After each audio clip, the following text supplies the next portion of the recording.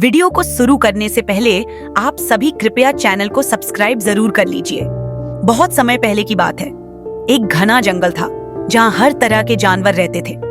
ये जंगल बहुत खूबसूरत था। ऊंचे ऊंचे पेड़, हरी भरी घास और चहचहाते पक्षियों की आवाज से हमेशा गूंजता रहता था। इस जंगल में सब जानवर मिलजुल कर रहते थे।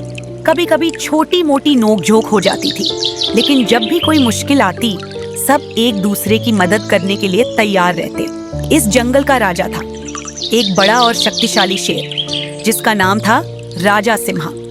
गोलू का जंगल में आगमन। एक दिन जंगल में एक नया मेहमान आया, एक छोटा सा प्यारा सा खरगोश जिसका नाम था गोलू।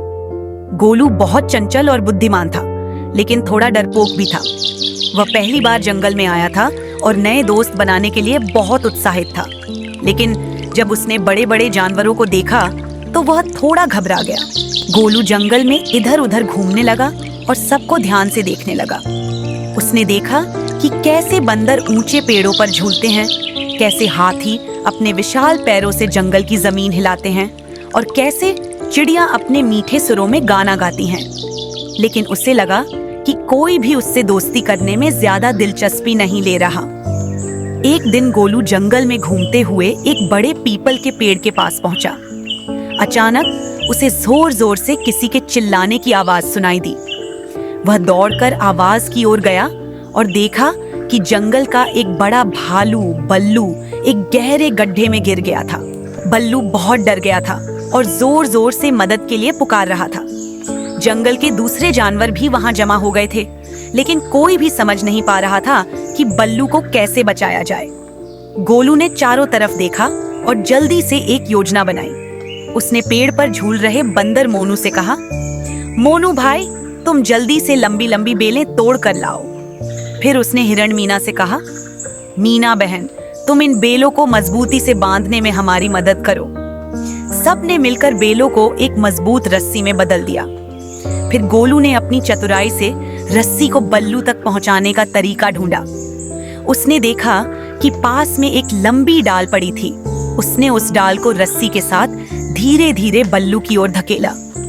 बल्लू ने रस्सी को कसकर पकड़ लिया और सारे जानवर मिलकर उसे ऊपर खींचने लगे। थोड़ी ही देर में बल्लू गड्ढे से बाहर आ गया। वह बहुत खुश हुआ और गोलू को गले लगाकर बोला, गोलू, तुमने मेरी जान बचा ली। तुम बहुत समझदार और बहादुर हो।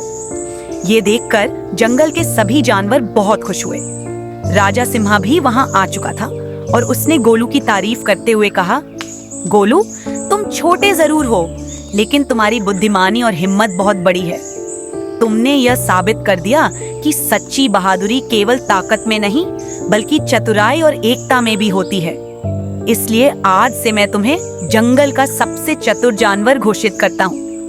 गोलू बहुत खुश हुआ और जंगल के सभी जानवरों ने उसे तालियों और जयकारों से सम्मानित किया। अब गोलू अकेला नहीं था।